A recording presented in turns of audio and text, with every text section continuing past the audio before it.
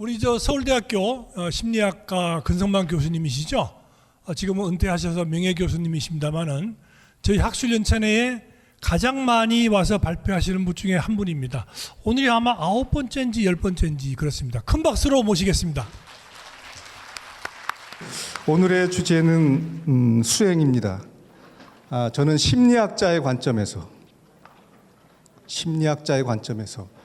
굳이 저를 좀 제 스스로 평한다면 구도자적 심리학자였다 또는 심리학적 구도자였다라고 저는 저 자신을 규정하고 있습니다. 그래서 오늘 심리학자의 관점에서 수행, 특히 구도적 수행에 대한 것을 살펴보도록 하겠습니다.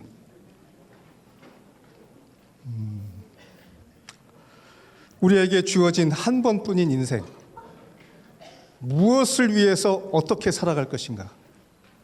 여기 계신 분들 다 특히 젊은 시절에 이런 물음으로 깊은 생각을 하진 않으셨나요? 그래서 인생의 진로 선택, 우리가 한 인생을 살아가는데 여러 갈래길이 있습니다. 그때마다 선택을 해야 돼요.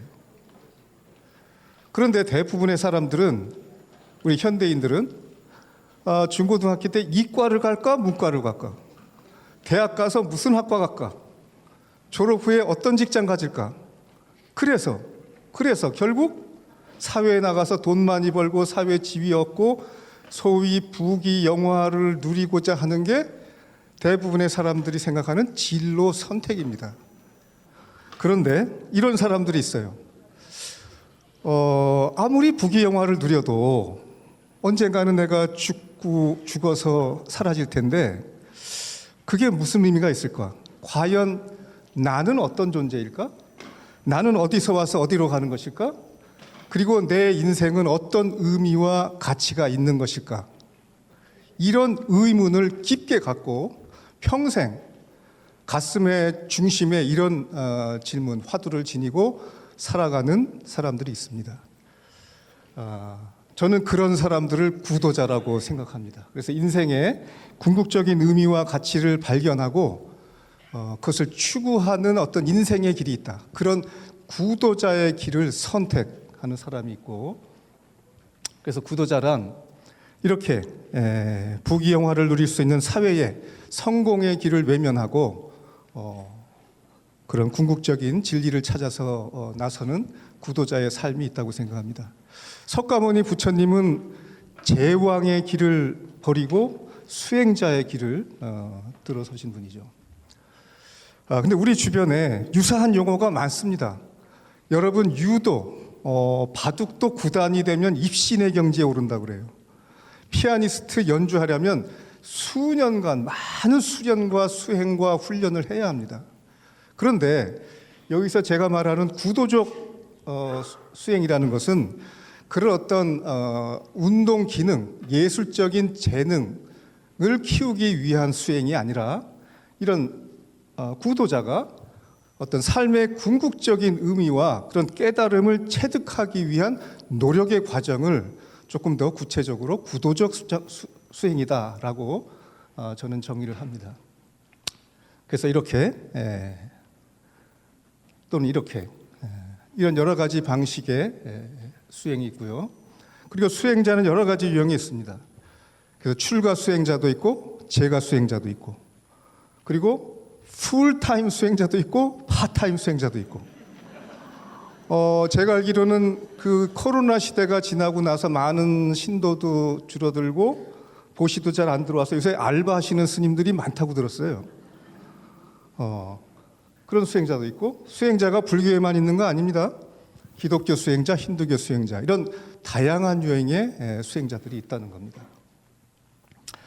자, 그래서 삶의 어느 시기에 나는 세속의 길을 걷기보다 삶의 궁극적인 어떤 의미, 가치를 찾기 위한 길로 나서겠다라고 구도의 길을 들어선 사람들이 어떤 구도의 과정, 수행의 과정을 거치는지를 제가 심리학의 관점에서 좀 정리해 봤습니다. 첫째, 구도의 동기입니다. 어떤 사람이 그 세속의 길을 마다하고 이런 어떤 동기로 구도의 길을 선택하느냐는 겁니다. 여기 계신 우리 스님들 뭐 과거는 묻지 않는 게 좋지만 어떻게 하다가 이 길로 들어섰습니까? 또 여기 계신 여러분들 뭐 제가 자이시지만 나름대로는 구도와 수행을 하고 계시지 않나요? 어쩌다가 이 자리까지 오셨습니까? 여러 가지 동기가 있을 겁니다. 인생은 참 다양한 경로가 있기 때문에. 그런데 크게 정리를 하면 첫째, 심리적 상처가 많은 사람들이 구도의 길로 들어서는 경향이 있다. 어릴 때, 특히 어릴 때 아동기에 입은 심리적 상처 또는 청소년기에, 흔히 진로 선택이 중요한 게 청소년기죠. 어떻게 살까? 이제 머리가 조금 크면서 내 인생을 어떻게 꾸릴까 할 때 어떤 길도 만족스럽지 않기 때문에 방황을 많이 하게 되죠. 그래서 이 구도자의 길을 들어선 사람들이 겪는 주된 상처는 이런 겁니다. 어릴 때 부모님 중에 한 분이 돌아가시는 충격적인 경험을 하거나, 아니 어제까지만 해도 같이 대화하고 밥 먹고 애정을 나눴던 분이 숨이 끊어지는 순간, 그리고 며칠 지나지 않아서 이 한 줌의 흙으로 돌아가는 이 현실을 목격하면서 도대체 이게 뭐지? 나도 저렇게 되는 거야? 뿐만 아니라 자신의 질병, 가난, 가정불화, 부모의 학대 등등 여러 가지 요인으로 어린 시절에 마음의 상처를 입었던 사람들. 그래서 아픈 만큼 성숙한다는 말이 있죠. 사실 심리학에는 이런 얘기가 있습니다. 인생의 밀물과 썰물. 우리가 인생이 잘 나갈 때는 행복하고 즐거움이 많을 때는 인생의 밀물 상태가 돼서 이런 죽음, 고독, 무의미, 허무, 이런 실존적 암초가 그 밀물에 묻혀서 의식되지 않는다.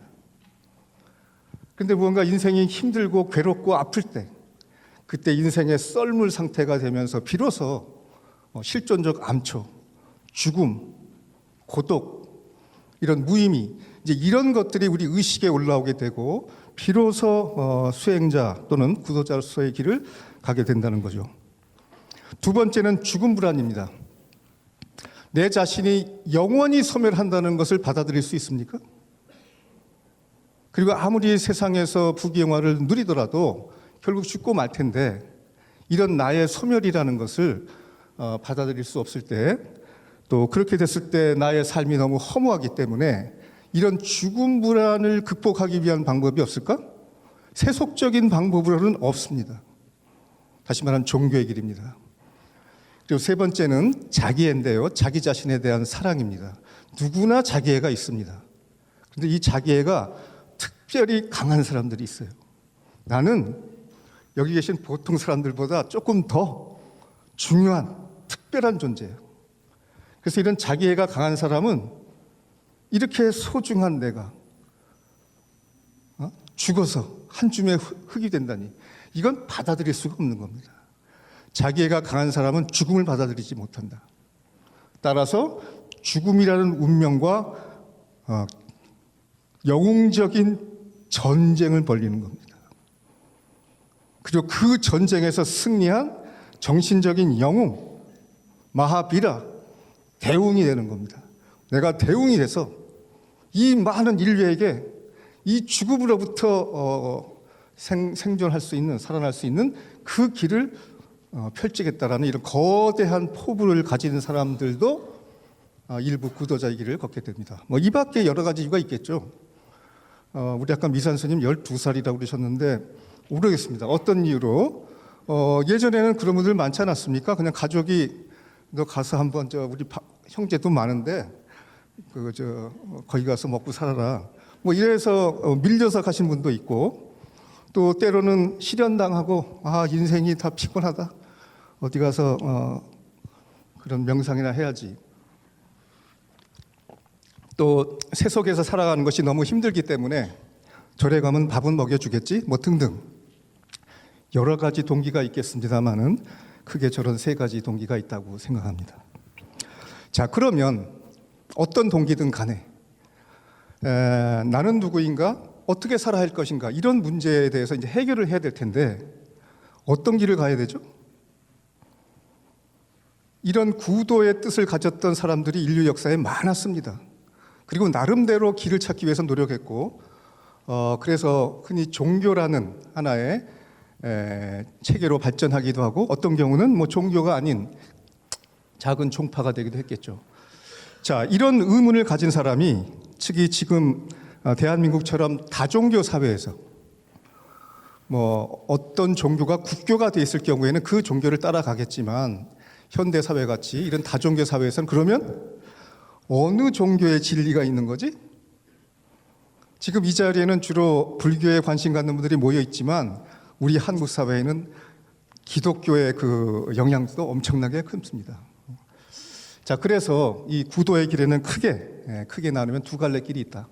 유신론적 구도의 길과 무신론적 구도의 길이 있다.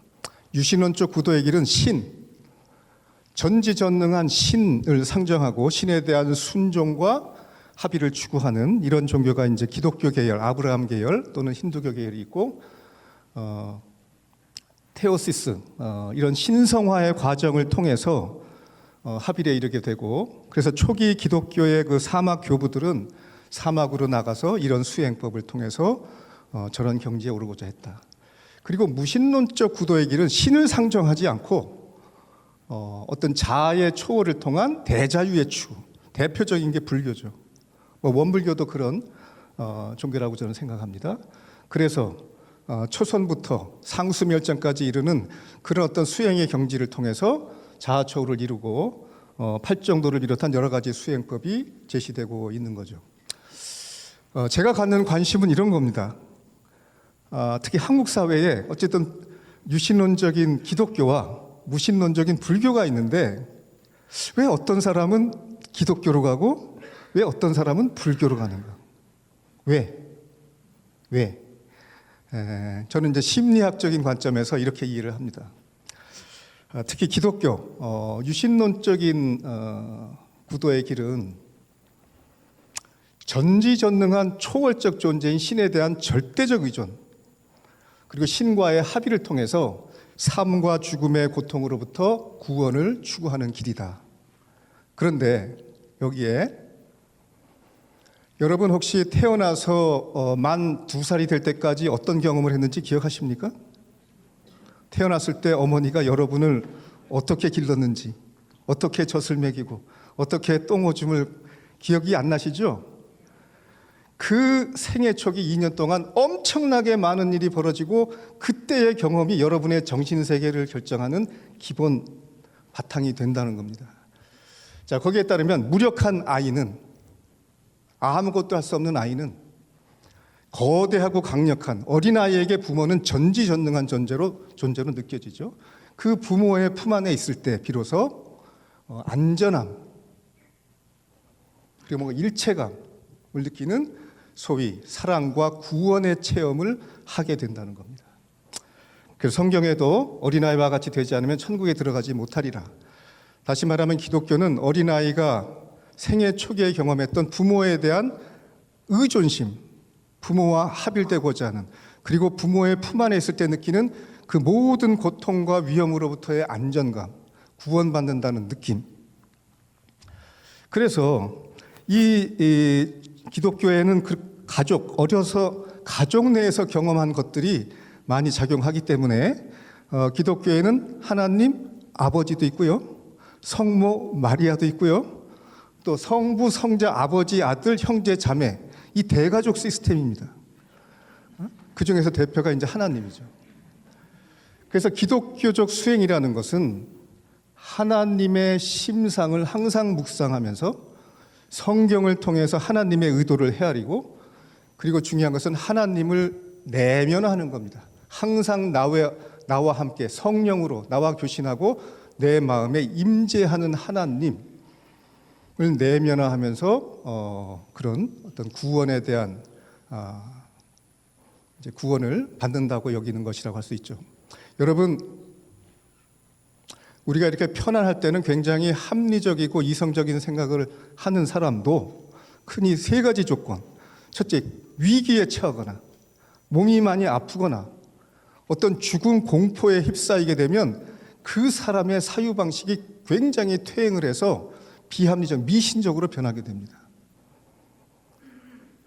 그래서 그 상태는 아까 말한 생애 초기에 경험했던 어린아이처럼 무언가 전지전능한 존재를 붙잡고 싶고 그로부터 구원을 받고 싶고 그렇게 매달리는 심리적인 상태로 가게 된다는 것이죠. 이제 이런 심리 상태를 아주 체계적으로 또는 많은 사람들이 잘 받아들일 수 있도록 종교 시스템으로 만든 것이 저는 기독교라고 생각합니다. 기독교에는 이런 부모와 자녀의 관계, 따뜻함, 안전함 이런 게 있죠. 자, 반면에 무신론적인 길, 부모가 사랑을 하는데 이제 청소년기쯤 되면은 부모의 사랑이 좋기만 하나요? 좀 내 마음대로 하고 싶은데 야 공부해 이거 하지 마 저거 하지 마. 그래서 이제 부모의 사랑이 구속으로 느껴지는 때가 옵니다. 그래서 여러분 청소년기 한때 가출을 꿈꿔보지 않으신 분 있어요? 뭔가 부모로부터 이제 독립하고 싶어요. 자유롭고 싶어요.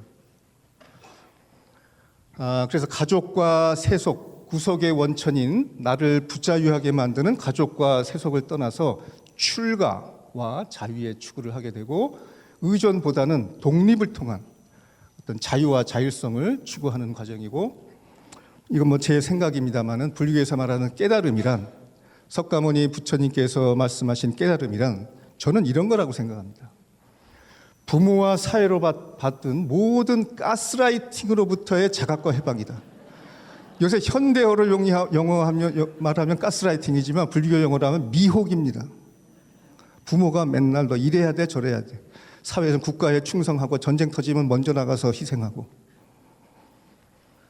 그래서 자아는 우리의 나, 자아라는 것은 우리 몸을 갖고 있기 때문에 어차피 이 육체 덩어리가 움직이게 되고 감각을 통해서 외부에 안입이 신 감각이 들어오잖아요. 그리고 부모로부터 교사로부터 이런 사회화 과정을 통해서 우리의 생각 그리고 나라는 의식 이런 것들이 자아로 형성이 되고 그 자아가 모든 괴로움의 원천이자 죽음 불안의 근원이라는 겁니다. 그래서 불교는 무신론적인 종교는 나는 누구인가? 지금 내가 이렇게 철석같이 믿고 있는 이 신념은 어떤 것인가? 라는 내면적인 성찰과 탐구를 통해서 모든 가스라이팅으로부터 벗어나 자기의 존재와 마음의 본성을 자각하고 증오함으로써 자유로운 존재로 나아가는 길이다. 육조 해능 신인가요? 원암스님 죄송합니다. 저는 불교가 위대한 게 석가모니 부처님 위대한 게 돌아가실 때 뭐라 자등명 법등명이라고 그러셨어요. 나를 믿으라는 얘기 안 하셨어요. 또 선가에 이런 얘기 있잖아요. 부처를 만나면 부처를 죽이고 조사를 만나면 조사를 죽여라. 다시 말하면 모든 가스라이팅으로부터 자유로워져라. 그래야 비로소 구속으로부터 해방될 수 있다. 그래서 이제 불교는 이런 누군가에게 어태치먼트, 집착하기보다는 모든 집착으로부터 벗어나서 자유를 추구하는 길이다라고 생각합니다. 이분은 데이빗 바칸이라는 미국의 심리학자인데요. 이런 책을 썼습니다. 인간 존재의 이중성이라는 책인데 이 책의 핵심은 이런 겁니다. 인간에게는 크게 상반된 두 가지의 성향, 두 가지의 지향성이 있다. 이 두 가지가 우리 인생을 결정하고 한 사람의 성격을 결정하는 빅2라는 겁니다.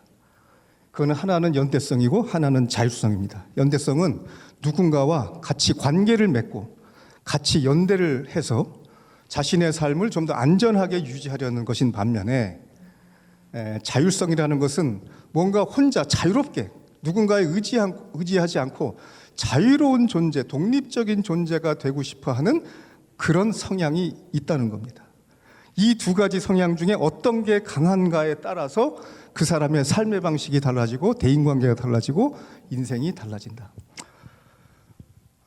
여러분 사랑과 자유 두 가지 단어 중에 어떤 걸 더 좋아하십니까?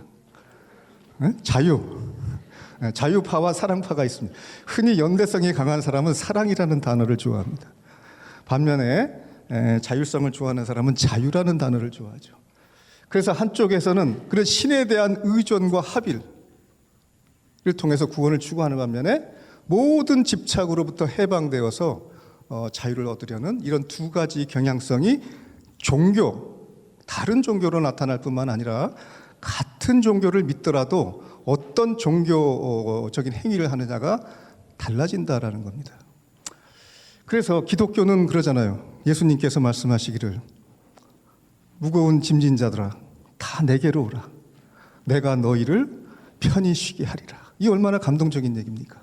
그래서 주님은 나의 목자시니 푸른 풀밭에 나를 쉬게 하시고 내 영혼의 생기를 돋우어 주시고 바른 길로 인도해 주시니, 이런 심리적인 상태로 어떤 종교적인 신에 대한 체험을 하는 것이라면 소리에 놀라지 않는 사자처럼, 제가 좋아하는 문구 그물에 걸리지 않는 바람처럼, 진흙에 물들지 않는 연꽃처럼, 무소의 풀처럼 혼자 가라. 이 얼마나 멋있어요.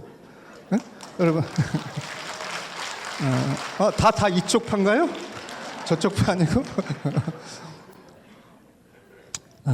자, 그래서 물론 여러 가지 요인이 있습니다. 가족이 어떤 종교를 갖고 있냐, 친구의 전도도 받고, 어느 시대를 살았느냐, 어느 지역에서 생존했느냐에 따라서 길은 달라지지만 지금 현대와 같은 이런 다종교 사회에서는 저런 두 가지 개인적인 성향이 종교 선택에도 구도의 길에도 영향을 미칠 수 있다라는 얘기입니다.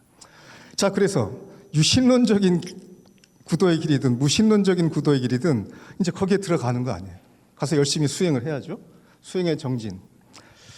뭐 여러 가지가 있지만 일단 수행을 하려면 첫째가 일상생활을 단순화하는 겁니다. 지금처럼 정신없이 사는 게 아니라 특히 인간관계를 단순화하는 것.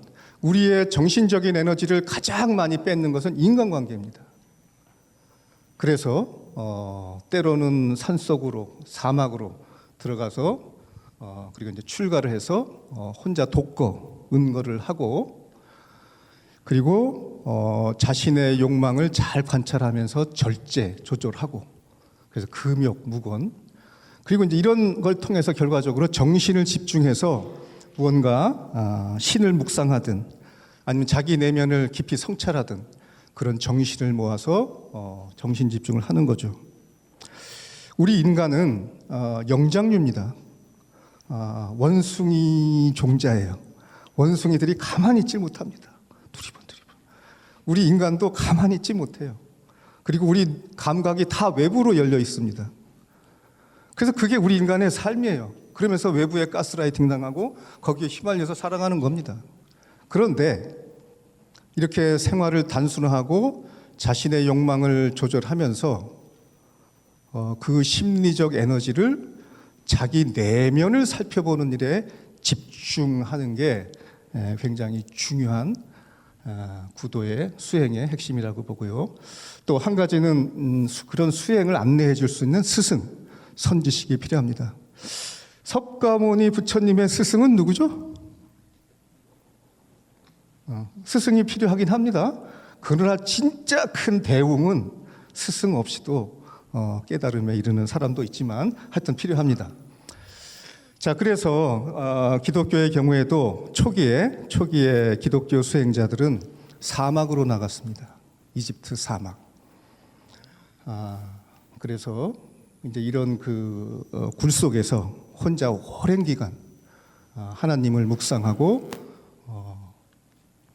때로는 저런 돌산 위에 기도원을 짓고 그 위에서 그런 수행을 했습니다. 또 저런 상태가 되도록 명상하고, 또 뭐 이런 힌두교 수행자들도 있습니다. 자아초월 심리학자인 그 로저 월시라는 사람은 이런 주장을 하고 있어요. 우리의 그 일상적인 의식 상태, 우리 일상적인 의식 상태는 매우 혼탁하다. 하루 종일 강연을 들어서 혼탁한 게 아니라 그날 일상이 원래 혼탁하다. 그리고 내 마음대로 잘 안 된다. 그리고 있는 그대로 보지 못하고 우리 현실을 왜곡한다. 이게 우리의 일상적인 심리 상태, 의식 상태라는 겁니다. 그래서 월시에 의하면 여러 문화권에는 저런 어떤 일상적인 의식을 초월해서 구원에 이를 수 있는 여러 가지 수행 시스템들이 발달했다. 동양이든 서양이든 여러 문화에.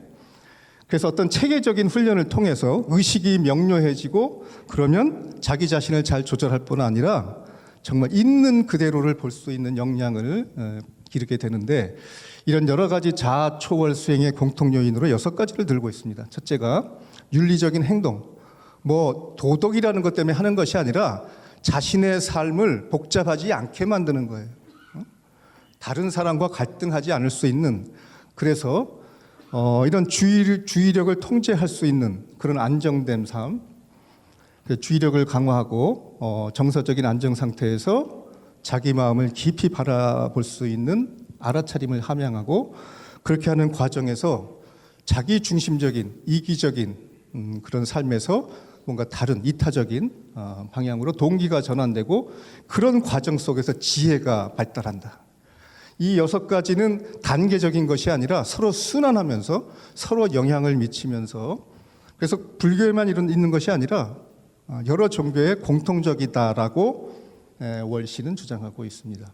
그래서 뭐 잘 아시다시피 시부도에는 이렇게 구도자가 수행을 시작해서 이런 경지로 나아가는 여러 가지 단계를 10단계로 이렇게 표시하고 있고, 기독교에서도 이런 하늘로 오르는 사닥다리 여러 단계가 있습니다. 그런데 다 올라가는 게 아니라 중간에 저 사탄의 유혹에 빠져서 떨어지는 수행자들이 있어요. 마구니들한테. 그래서 수행의 과정에는 여러 가지 위기가 있습니다. 위기. 그 첫째가 수행자의 의식주 문제입니다. 수행자는 뭘 먹고 사는가? 풀만 먹고 사나요?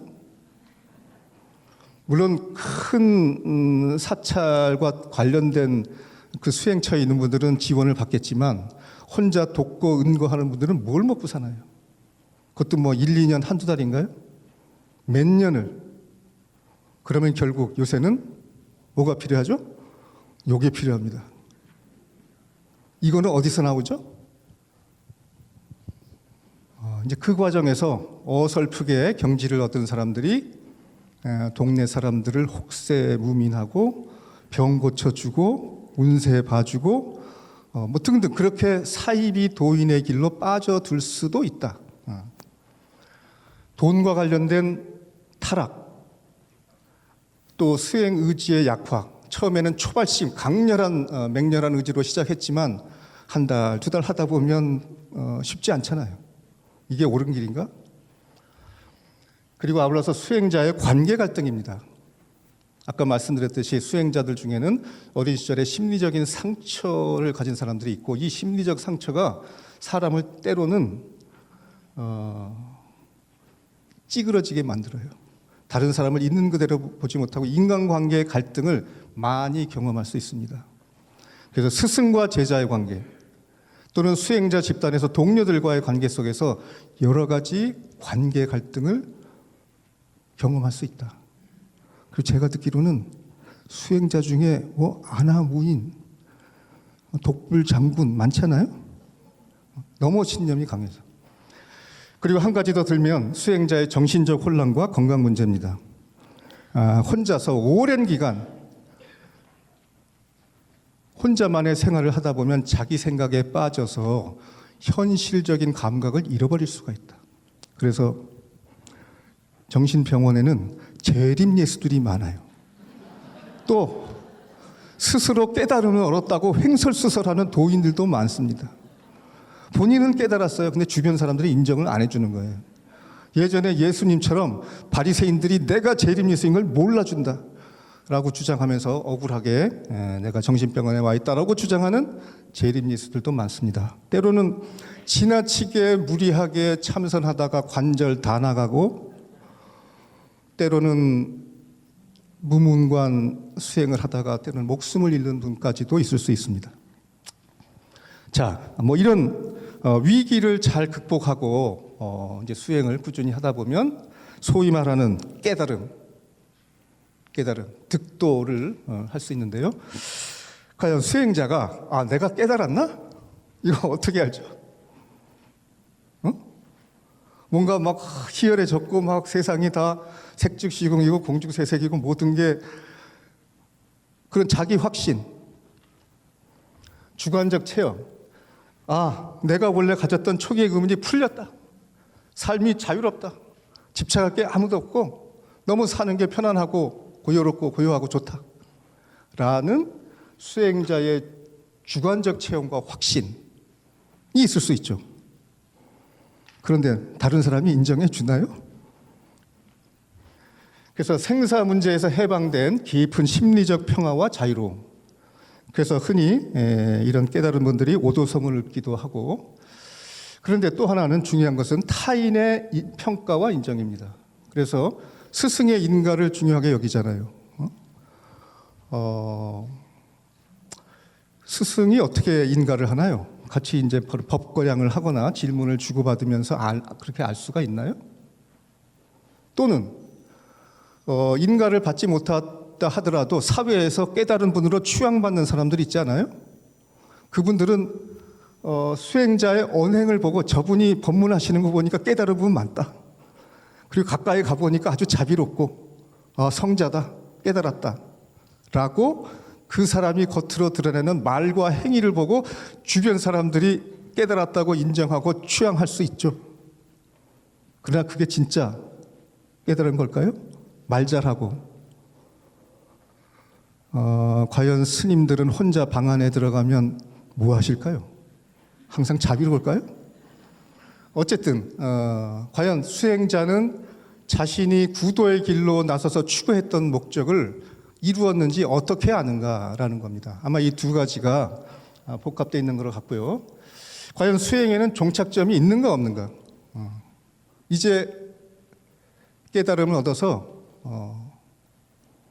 더 이상 배울 게 없다, 더 깨칠 게 없다 라고 할 수 있는 종착점이 있는. 그래서 그 다음부터는 수행이 필요하지 않은, 수행의 완결성과 지속성인데 이게 이제 돈점 논쟁이죠. 저는 개인적으로 수행자도 다 근기가 다르고 일반인도 이 담배 끊어야지 라고 딱 결단하는 순간 팍 끊어버리는 사람이 있는가 하면 끊었다 폈다 끊었다 폈다 하는 사람이 있어요. 개인마다 다 다른 겁니다. 그래서 한 방에 끝내서 행동이 확 달라지는 사람도 있고 점진적으로 조금씩 달라지는 사람도 있다. 저는 개인적으로 수행은 평생 계속되는 과정이다라고 생각을 하고요. 자, 기독교 수행자든 불교 수행자든 그런 어떤 깨달음을 얻거나 구원의 확신을 갖게 된 이후에 어떻게 살아가느냐는 겁니다. 석가모니 부처님께서 보리수 아래서 깨달음을 얻으셨잖아요. 그 이후에 수행자의 사회적 관계인데요. 이런 깨달음을 얻고 평화로움 속에서 조용히 산속의 암자에 은거하면서, 그럼 얼마나 편안하고 좋아요. 산새들과 놀고 그런 거 하면 어떤 분은 세속으로 나오잖아요. 나와서 이제 포교 활동을 하기도 하죠. 그래서 소위 중생회양, 요익 중생, 그래서 중생을 제도하고 포기하고, 기독교도 마찬가지입니다. 그런 사막에서 깨달음을 얻고 저기 성인이 있다라는 소문이 퍼지면서 사람들이 배움을 구하러 와요. 그러다가 그분들의 추앙을 받고 사회로 나갑니다. 나가서 이제 이런 여러 가지 포교 활동을 하는데, 문제는 그런 수행자가 사회로 나왔을 때 기존의 기성 교단과 잘 일치하면 좋은데, 내가 해보니까 저 수행법이 아니다, 이 수행법이 더 좋다. 또 하나님과의 관계가 삼위일체가 아니라 예수님은 하나님하고 동격은 아니고 그 하나님의 아들로서 그런 어떤 그 성인의 삶을 살아간 사람이다. 뭐 이런 주장을 할 수 있죠. 이렇게 기성교단에서 하는 교리나 믿음과 다른 얘기를 하게 되면 이단으로 몰려서 심한 갈등을 겪거나 추종자가 많은 경우에는 새로운 종파를 만드는 거죠. 이런 등등의 여러 가지 문제가 있다는 겁니다. 자, 그래서 마지막으로 저는 이게 이제 중요합니다. 과연 수행자는, 특히 불교 수행자는 노병사를 어떻게 맞이하는가? 그래서 스님들도 이제 늙어가실 거 아니에요? 우리 월암 스님 저하고 뭐 비슷한 세대신 것 같은데 어쨌든 노구를 끌고 이렇게 오셨잖아요. 지금 노년기 초기입니다. 이렇게 노구를 끌고 마음대로 움직이는 게 노년기 초기예요. 노년기 중기에 가면 이제 병이 생겨요. 함부로 못 돌아다닙니다. 이제 노년기 말기가 되면 나 혼자는 독립적인 생활을 할 수 없는, 먹는 거, 화장실 가는 거, 목욕하는 게 혼자 되지 않아서 누군가의 돌봄을 받거나 때로는 요양원에 들어가서 살아야 되는 그런 인생의 말기가 있습니다. 과연 그런 시기가 나에게 다가왔을 때 과연 수행자들은 어떻게 살아가는가 하는 겁니다. 우리 스님들 뭐 자식도 없고 가족도 없잖아요. 요새 저 상좌들도 다 각자 도생. 믿을 만한 상좌가 있어요? 그 상자가 정말 내 노후에 저런 말기가 왔을 때 나만을 위해서 헌신해 줄까요? 어쨌든 그래서 이제 수행자들은 도가 깊은 수행자들은 죽음이 다가오면 자신의 죽음을 깨닫고 임종계 열반성을 남기기도 하고 좌탈인망 또 자이나교 같은 데서는 자신의 마지막을 단식 삼매사로 맞이하는, 그래서 그렇게 어떤 비참한 상태로 다른 사람들에게 피해를 끼치지 않는 상태에서 삶을 마치기도 하죠. 자, 그런데 제가 심리학에 의하면, 심리학 공부에 하면 인간은 표리부동, 쇼를 잘하는 존재다. 다른 사람이 보고 있을 때와 다른 사람이 보지 않을 때, 다른 사람에게 보이는 모습과 나 혼자 있을 때가 상당히 다를 수 있다는 겁니다. 그래서 혼자 있을 때는 막 아이고 아파서 그냥 하다가 신도님이 오셨습니다. 그러면 의젓하게 나서서 생사가 다 이련이 뭐 등등.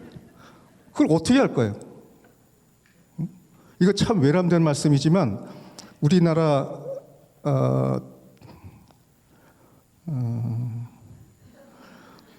우리 월암 스님의 사자후, 저는 우리 월암 스님의 초중 말기가 궁금합니다. 어떻게 저 노병사를 과연 그렇게 확신에 차서 말씀하셨듯이 절대로 공격하거나 비난하는 건 아닙니다. 정말 저 노병사를 의연하달까요? 무심하게 받아들일 수 있는 진짜 도인이라고 저는 생각을 하고, 그래서 우리가 수행을 하는 그 마지막 결실은 늙고 병들어 죽어가는 과정에서 수행자 자신만이 알 수 있는, 아무도 밖에 보는 사람은 진실한 모습을 알 수, 수행자 자신의 속마음을 통해서만 알 수 있을 거라고 저는 생각을 합니다. 자, 이제 수행에 대한 얘기를 했고요. 제가 심리학자니까 저는 그런 말씀을 드렸잖아요. 저는 불자는 아닙니다. 특정한 절에 적을 두고 있지도 않고, 그런데 요새 그 불교학자들이 불교에 관심 있는 사람들을 이렇게 스펙트럼 상으로 나누더라고요. 그래서 이제 아주 불교 신자가 있고 불교 공감자라는 카테고리가 있대요. 그 신자는 아니지만 불교에서 하는 얘기가 그럴듯하다. 응? 그래서 이제 책도 읽고 저는 그런 불교 공감자입니다. 그러나 제 인생의 핵심에는 현대 심리학이 코어를 이루고 있고 그 기본적인 골격에는 사성제, 석가모니의 가르침이 있는 사람입니다. 심리학자들은 인간에 대해서 연구하는데요. 그래서 대부분 심리학은 세속 학문입니다. 아까 뭐 심리치료와 명상의 차이를 얘기했지만 심리치료는 정신장애나 스트레스 있는 사람을 그냥 세속에서 건강하게 살아갈 수 있도록 그렇게 편안하게 유도하는 그런 세속의 뭐 수행 훈련이라고 할 수 있어요. 그러나 제가 말한 이 구도적 수행은 삶 속에서의 보통뿐만 아니라 이 생사 문제를 넘어설 수 있는 이제 그런 수행이라고 생각을 하고요. 그래서 불교뿐만 아니라 여러 종교에서는 그런 수행자들이 다양한 신비 체험을 합니다. 보통 사람들이 할 수 없는 신비 체험들. 예를 들면 뭔가 신과 하나가 됐다는 어떤 합의경, 화환이, 또 자아의식이 소멸하는 무아의 체험. 그래서 주관과 객관이 초월되고 어떤 궁극적인 의미, 절대적인 의미를 확신하게 되고 황홀경에 이르는 이런 신비 체험도 결국 인간이 하는 거 아닌가요? 인간의 마음에서 벌어지는 거 아닌가요? 그래서 심리학자 중에는 과연 저 사람들이 하는 저 신비 체험이라는 게 도대체 뭐냐? 어떻게 저런 신비 체험을 얻게 되며 저 신비 체험의 본질은 무엇인가? 그리고 저런 신비 체험을 한 사람들이 과연 그 이후에는 어떻게 살아가나? 이런 등등을 연구하는 연구 분야가 자아초월 심리학이라는 분야입니다. 오늘 심리학에는 워낙 분야가 다양한데 이런 종교와 수행과 가장 밀접한 분야 중에 하나가 자아초월 심리학이고요. 이런 영성 그리고 정상적인 의식을 넘어서는 어떤 의식의 변형 상태에 대한 연구를 하는 분야라고 할 수 있습니다. 이런 자아초월 심리학자에 의하면 인간의 의식 수준은 크게 세 가지로 나눌 수 있다. 첫째는 전 개인적 수준입니다. 아직 자아가 발달하지 않았어요. 그리고 사회의 인습을 학습하지 않았어요. 다시 말하면 어린 아이 상태 또는 동물의 상태 또는 심한 정신질환으로 인해서 어떤 현실을 잘 인식하지 못하는 혼란 상태에 있던 사람이 어린 아이가 이제 자아를 견고한 자아를 갖게 되고 사회적인 인습을 학습해서 사회화가 이루어져서 우리 사회의 정상적인 인간으로 살아가는 그런 개인적 의식 수준으로 발달하게 된다. 대부분의 사람들은 이 수준에서 살아간다는 겁니다.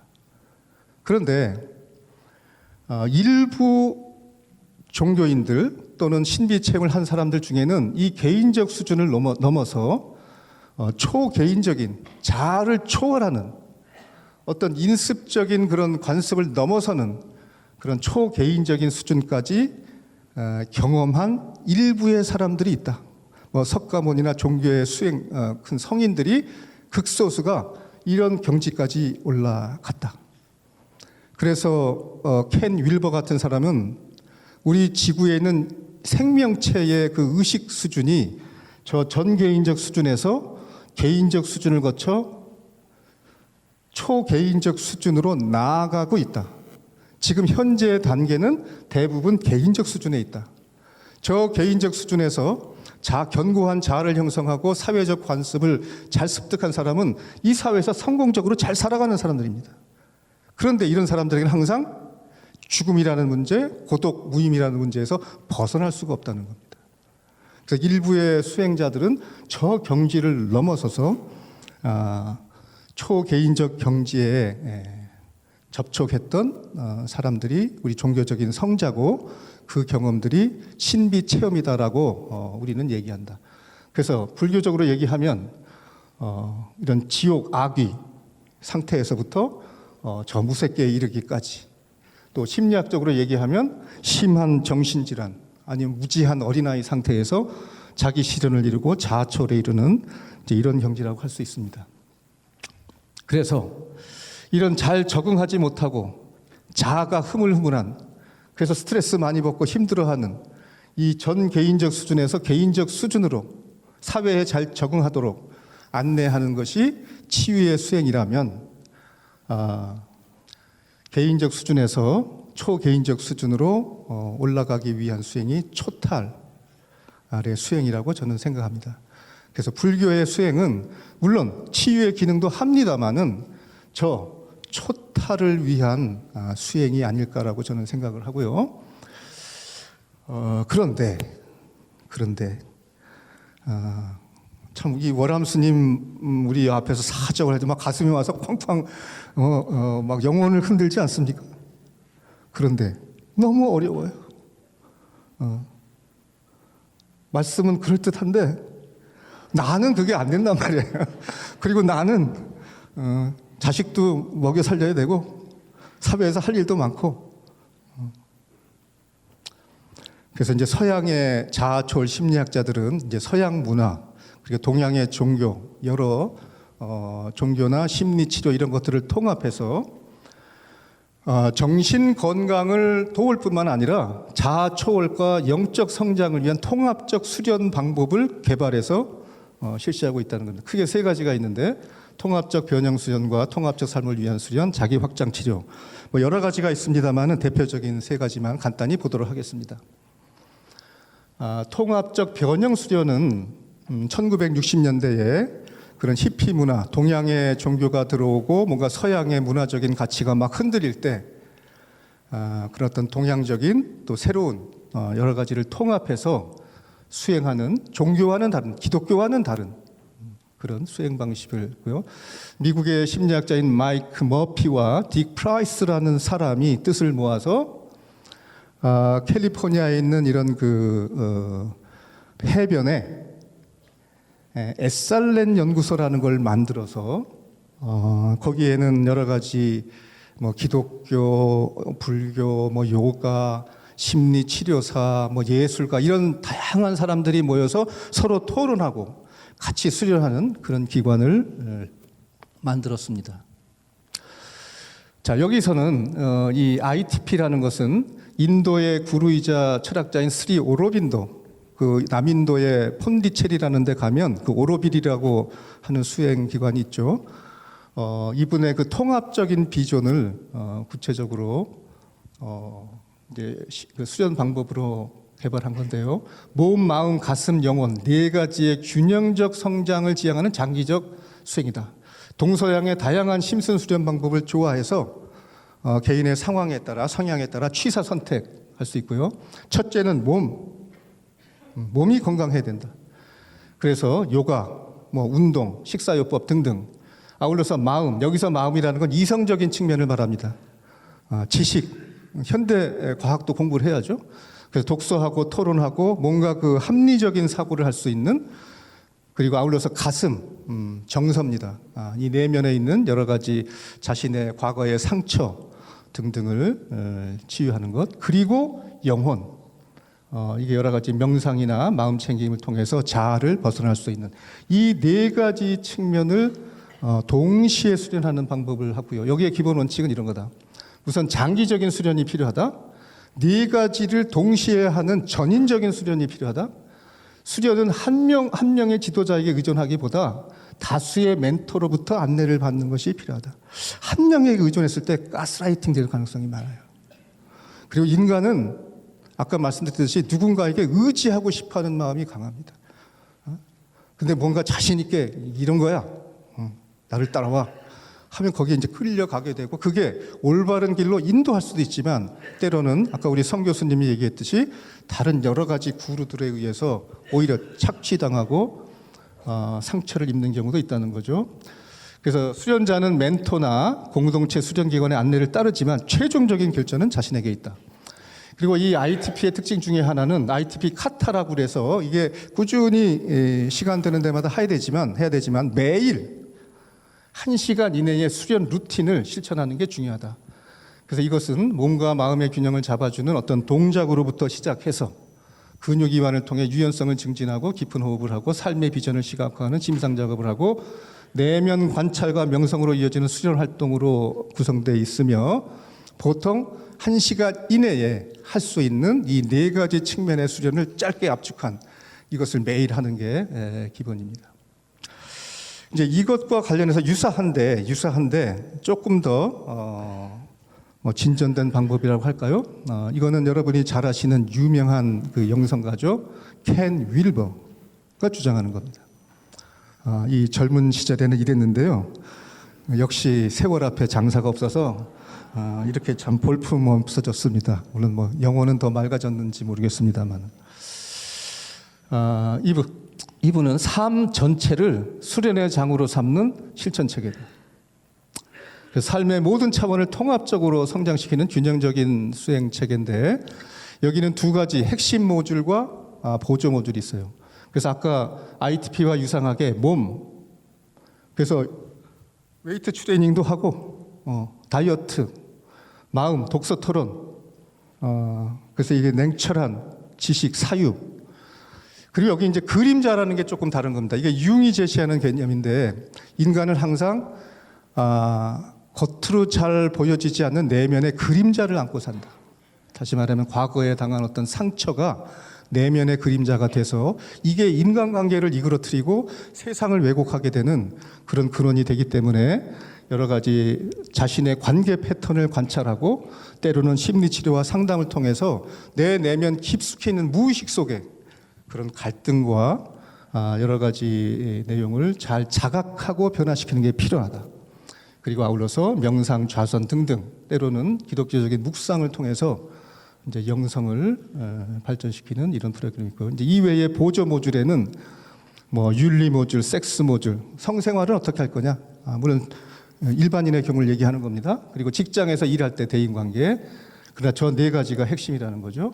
그래서 이제 뭐 이렇게 구분이 되고 있고, ILP를 제가 주목하는 이유 중에 하나는 개인의 특성에 따라서 맞춤형 설계를 한다는 겁니다. 수행을. 그래서 개인의 발달 수준, 저 사람의 지적 수준이 어떤가, 자기 정서 조절 능력이 어떤가, 도덕적 수준이 어떤가, 그리고 그동안 얼마나 그 영적 수행을 해왔는가, 그 수준에 따라서 모든 사람이 다 참선하면 되나요? 집중이 되나요? 화두가 계속 들리나요? 그 사람의 수준에 맞춰서 뿐만 아니라 그 사람의 생활 여건에 따라서 직장인으로 바빠요. 그런데 매일 선원에 와서 하루에 30시간씩 해라, 안 되잖아요. 그러니까 그 사람의 현재 생활 공간, 돈 문제 등등 이런 개인적인 생활 여건을 고려하고, 그 사람이 이런 수행을 하려는 목적이 정신건강 스트레스 해소냐, 아니면 그냥 마음의 평화냐, 뭐 창의성을 증진하기 위한 거냐, 아니면 자아초를 위한 것이냐, 과연 그 사람이 이 수행을 하는 궁극적인 목적이 무엇이냐에 따라서, 또 때로는 어떤 신체 질환이 있는가, 과거에 트라우마를 겪은 경험이 있는가, 기존에 어떤 종교적인 신념을 갖고 있는가, 이제 이런 등등에 따라서 맞춤형으로 설계를 하고요. 그래서 이거는 자율적인 실천을 하거나 아니면 통합 코치라고 하는 코치의 도움을 받고, 특이한 것은 이 온라인 플랫폼으로 이제 가입하시면 거기에 질문에 쫙 답하시면 저기서 나름대로 이제 이런 수행을 해라. 그리고 인터넷으로 서로 교류하고, 또 미국 같은 경우는 이런 커뮤니티가 형성이 돼서 자기의 집과 가까운 커뮤니티에 들어가서 같이 수행을 할 수도 있는 거죠. 그래서 이런 새로운 방식의 통합적 수련 시스템이 서양에서도 시도되고 있다. 자, 한 가지 더 말씀드리면 자기 확장 치료인데요. 해리스 프리드만이라는 사람인데, 이분은 자아초월 심리학자이고 임상 심리학자인 동시에 스스로 명상을 오래 한 수행자입니다. 근데 이분이 임상 심리학자이기 때문에 뭔가 그 허무감, 죽음 불안, 자아정체감 혼란을 겪는 사람을 치유할 뿐만 아니라 삶의 의미를 발견하도록 지원하는 일종의 치료 프로그램이자 수행 프로그램을 만들었습니다. 그 바탕에는 자기 확장 이론이라는 게 있는데, 인간은 시간적 공간적 차원에서 자기를 확장하는 능력을 지닌다. 그래서 크게 세 가지 수준이 있는데, 이 나라는 몸뚱아리를 중심으로 해서 나는 개별적인 다른 사람과 세상과 분리된 개별적인 존재라는 개인적 자기가 있고, 그걸 넘어서는 가족과 공동체와 자연과 일체감을 누리는 그런 초개인적인 게 있고, 우주적 자기, 이 모든 존재가 하나가 되는 그런 영적인 차원의 그런 우주적 자기 차원도 있을 수 있다. 그래서 이분은 자기 확장 치료를 여러 가지 심리적, 영적 수련 방법을 적용하고요. 그래서 이제 보면은 일단은 의식적 자기 탐구, 나는 누구인가? 라는 질문을 통해서 어떤 고정된 자아의 한계를 인식하고 비이원적 사고를 하도록 촉진한다.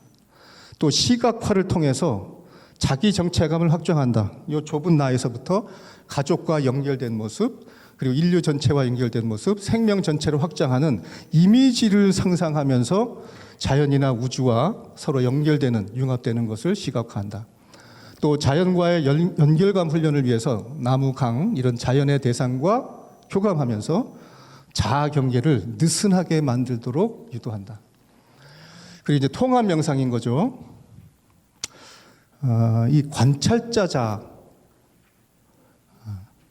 그 바라보는 그 자체, 나는 바라봄의 대상이 된 이런 이름을 갖고 이런 생각하는 이런 존재가 아니라, 관찰 대상이 아니라 그런 대상을 관찰하는 관찰자 자아,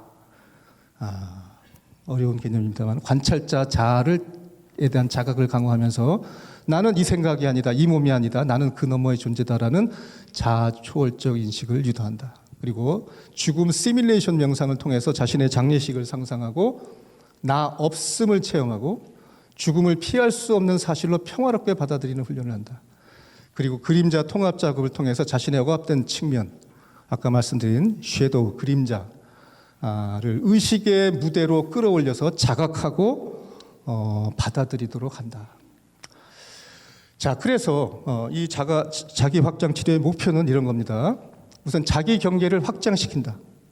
이런 작은 몸뚱아리 중심의 개인적 자기에서부터 좀 더 넓은 존재로 나아가도록 유도한다. 인식의 변화, 너와 나, 생과사 같은 이원적 사고에서 벗어나 통합적 인식을 하도록 돕는다.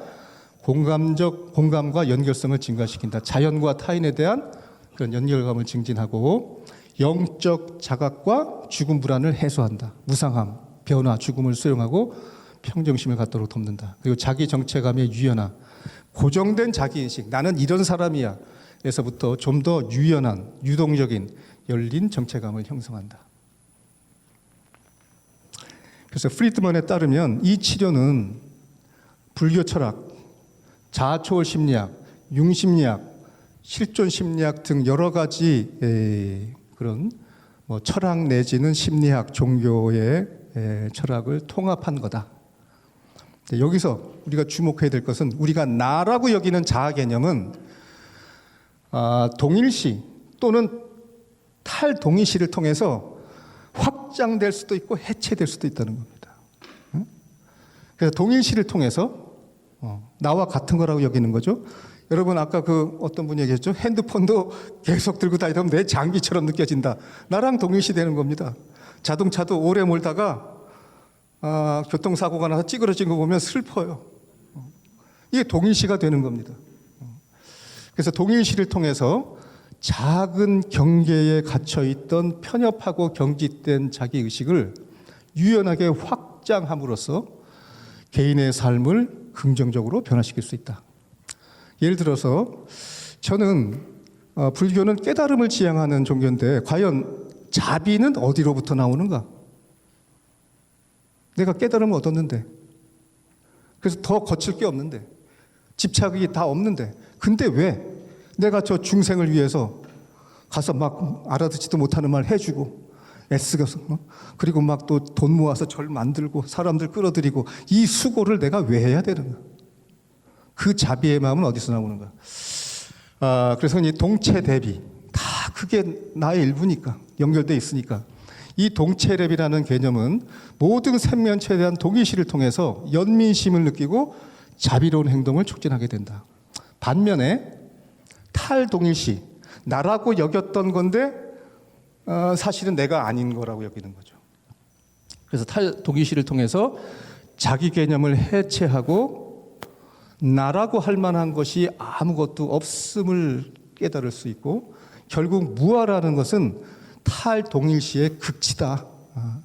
이제 이런 불교 철학의 기반 위에서 이런 자기 확장 치료를 개발했다라고 얘기하고 있습니다. 자, 이제 마지막 제 강의를 마무리할 때가 됐는데요. 현재 우리 21세기 한국 사회를 살고 있습니다. 저도 이제 정년퇴직한 지 3년이 지나서 조만간 저도 고희를 바라보는 나이고요. 이제 노병사가 몰려오겠죠. 또 저뿐만 아니라 지금 여기 보니까 오늘 전철 타고 오실 때 돈 내고 오신 분 거의 없죠? 여기 지공대사, 지공여사님들이 많이 계신 것 같아요. 우리 한국 사회가 지금 평균 연령 83세 그리고 보통 사망하는 최빈 사망 연령이 여성은 85세, 아니 남성은 85세, 여성은 90세입니다. 그러니까 여기 계시면 앞으로 20-30년 더 살 수 있어요. 연세는 잘 모르겠지만. 그러면 그 긴 세월을 뭐하고 지내실 거예요?